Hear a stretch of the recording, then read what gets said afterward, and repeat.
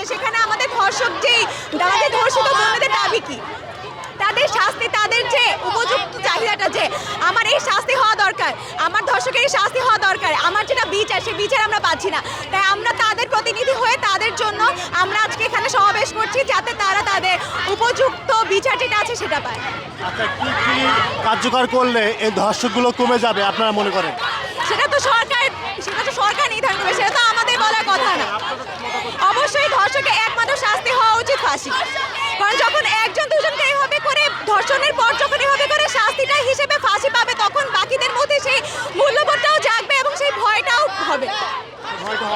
আচ্ছা, আমরা কিছুদিন আগে দেখেছি শহীদ মিনারে একটা বাচ্চা মেয়ে ধর্ষিত হয়েছে, এই বিষয়ে যদি বলতেন। আমরা দেখেছি যে আমাদের চতুর্থ শ্রেণীতে পড়ে সম্ভবত আমাদের ছোট বোন।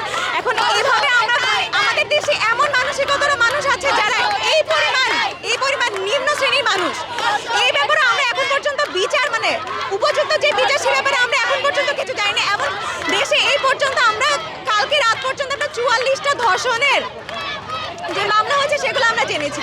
তো সেই সব কিছু সম্মিলিত বিচারে আমরা এখানে চাচ্ছি যাতে সরকার একটা উপযুক্ত ব্যবস্থা করে।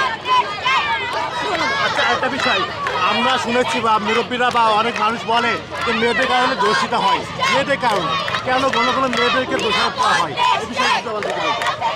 সব কিছুতে যদি মেয়েদেরই দোষ হয় তাহলে এখানে মেয়েরা অনেক সময় বলে মেয়েদের কাপড় নিয়ে বলে মেয়েরা দেরিতে বাসায় আসছে, মেয়েদের একা যাওয়া কথা না। অনেকে আমরা দেখেছি যে স্বামীর সাথে থেকে এরকম ধর্ষণ হয়েছে এবং এমন ছিল না যে কাপড় চোপড় খারাপ ছিল বা এরকম কিছু। এটা যার নিজের মানসিকতা, নিশ্চয়ই ওই মানুষদের মানসিকতা খারাপ ছিল বলে তারা এরকম ঘৃণার মতো একটা কাজ করতে পেরেছে। ধন্যবাদ আপনাকে।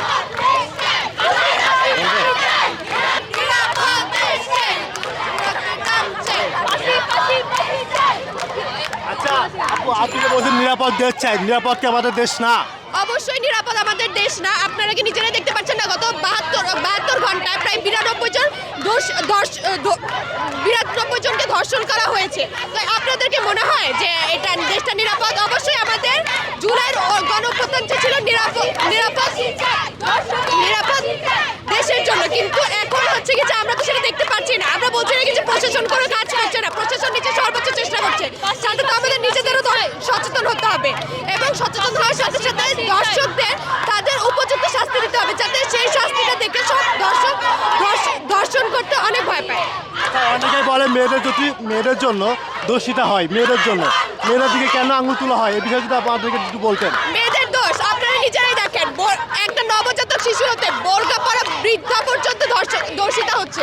তাহলে কি আপনাদের মনে হয় কি যে মেয়েদের আসলেই দোষ আছে? যদি মেয়েদের শর্ট ড্রেসে দোষ হতো তাহলে তো অনেক ছেলেরাও ঘুরে বেড়ায়, তাদের তো কোনো ধরনের সমস্যা হয় না। শুধু মেয়েদেরই কেন সমস্যা? মেয়েদের তো অবশ্যই দোষ না, কারণ একজন বোরকা পরা মহিলা হচ্ছে। আচ্ছা, বোরকা পরা মহিলা বাদ দিলাম, একটা নবজাতক শিশু, তার কি দোষ? সে তো মাত্র পৃথিবীতে এসেছে, তো তার কি দোষ? আপনাদের কি মনে হয়?